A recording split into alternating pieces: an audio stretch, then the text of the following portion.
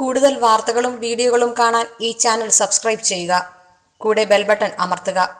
Please subscribe our channel. നമസ്കാരം. പല ആൾക്കാർക്ക് രോഗദുരിതങ്ങൾ ഒരുപാടുള്ള സമയങ്ങളാണ്. രോഗദുരിതങ്ങൾ ഒരുപാട് ഉണ്ട്. പല രീതിയിലുള്ള ഉദരസംബന്ധമായിട്ടുള്ള രോഗം. എത്ര ഔഷധം കഴിച്ചാലും അത് മാറുന്നില്ല. ഔഷധം കഴിച്ചാൽ നിദ്ര ആലസ്യ കപാതിസാരം, നിദ്ര, ഉറക്കത്തിന് പ്രശ്നം, കഫം അധികരിച്ച രോഗം, ആലസ്യങ്ങൾ, ഉദരസംബന്ധമായിട്ടുള്ള രോഗം, മുട്ടിന് വേദന, കാൽവേദന, കണ്ണു, ഇങ്ങനെയൊക്കെ ഒരുപാട് അസുഖങ്ങളുണ്ട്. അത് ചിലപ്പോൾ നമ്മൾ എന്താണെന്ന് ചോദിച്ചാൽ ചില വിളിച്ചൊല്ലി പ്രാർത്ഥനകൾ കൊണ്ട് വരാമെന്നാണ് പറയപ്പെടുക. ഔഷധം കഴിച്ചാൽ ഫലമില്ലെന്ന് തോന്നുന്നു. എത്ര ഔഷധം കഴിച്ചാലും അതിന് ഒരു ഒരു ഒരു ഒരു രീതിയിലുള്ള ഒരു ഫലമില്ല. ഡോക്ടറെ അടുക്ക് ചെന്ന് കഴിയുമ്പോൾ ഡോക്ടർ പറയും ഒരു കുഴപ്പമില്ലല്ലോ, ഈ മരുന്ന് തന്നെ കഴിച്ചാൽ മതി, ഒരു കുഴപ്പമില്ലല്ലോ, ഈ മരുന്ന് തന്നെ കഴിച്ചാൽ മതി. അവസാനം സൈ കിട്ടുമ്പോഴാണ് ഏറ്റവും അവസാനമാണ് ഈ ജ്യോത്സ്യൻ്റെ അടുക്കൽ വരിക. ജ്യോത്സ്യം എന്ന് പറഞ്ഞു കഴിഞ്ഞാൽ പരസ്യമായിട്ട് നിഷേധിക്കുകയും രഹസ്യമായിട്ട് വിശ്വസിക്കുകയും ചെയ്യുന്ന ഒരു സാധനമല്ലേ. അപ്പോൾ അവസാനമല്ല വരുള്ളൂ. അപ്പോൾ അവസാനമല്ല, എല്ലായിടത്തും പോയി എല്ലാ കാര്യങ്ങളും കഴിഞ്ഞതിന് ശേഷമാണ് ഈ ജ്യോത്സ്യൻ്റെ അടുക്ക് സമീപിക്കുന്നത്. അപ്പോഴായിരിക്കും ജ്യോത്സ്യം നോക്കുന്നത്. ജ്യോത്സ്യം നോക്കിക്കഴിയുമ്പോൾ ആരോ എന്തോ രീതിയിലുള്ളൊരു അവസ്ഥാന്തരം ഉണ്ടായിട്ടുണ്ട്. അതുകൊണ്ടാണ് ഈ രോഗം മാറാ രോഗമായിട്ട് ഇങ്ങനെ കിടക്കുന്നത്. അപ്പോൾ മാറാ രോഗമായിട്ട് കിടക്കുന്നുണ്ടെങ്കിൽ മിക്കവാറും ഉള്ള രോഗങ്ങൾക്കൊക്കെയുള്ള പ്രതിവിധി മൃത്യുഞ്ജയമാണ്.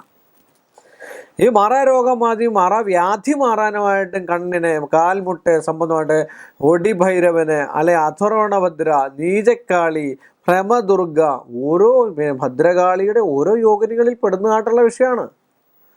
അത് നമ്മൾ ആവാഹിച്ച് കുരുതി കെട്ടിച്ച് ഉച്ചാടിച്ച് സമ്പാദം സ്പർശിച്ച് അതിനകത്ത് കിട്ടുന്നതായിട്ടുള്ള പ്രസാദം വീടിൻ്റെ 4 മൂലയ്ക്കും സ്ഥാപിച്ചു കഴിഞ്ഞാൽ, നെല്ല് അരി പോയത് സ്ഥാപിച്ചു കഴിഞ്ഞാൽ പിന്നെ ആ ആളിൻ്റെ രോഗാവസ്ഥയ്ക്ക് ശമനം ഉറപ്പാണ്. ശമനം കിട്ടിയിരിക്കും, സംശയമില്ലാത്ത കാര്യമാണ്. അതുപോലെ തന്നെ മൃത്യുഞ്ജയന്ത്രത്തിനോട് സുദർശന യന്ത്രം ചേർത്ത്, മൃത്യുഞ്ജയത്തിനോട് സുദർശനം കൂടെ ചില അഘോരം ചേർക്കാം. അതിൻ്റെ കൂട്ടത്തിൽ തന്നെ സുദർശന വശ്യം കൂടെ ചേർത്ത് എഴുതിയിട്ട് കഴിഞ്ഞാൽ ആയുസ്സും ഉണ്ടാവും, ആരോഗ്യവും ഉണ്ടാവും, എല്ലാം ഉണ്ടാവും. അതിൻ്റെ കൂട്ടത്തിൽ 40 പൊടി വെച്ച് കഷായം ഇട്ടതിന് ശേഷമാണ് ഒരുപാട് ഔഷധ കൂട്ടുകളുണ്ട്.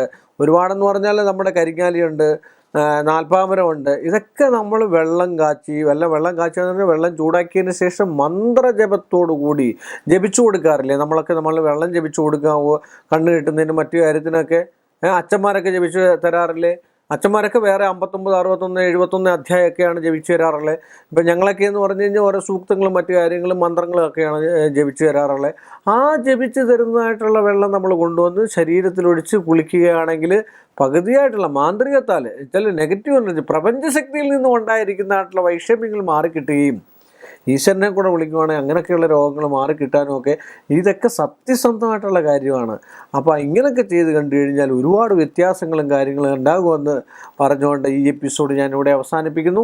എല്ലാ മാന്യ പ്രേക്ഷകർക്ക് എൻ്റെ വിനീതമായ നമസ്കാരം, നന്ദി.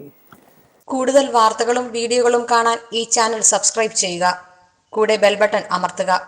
Please subscribe our channel.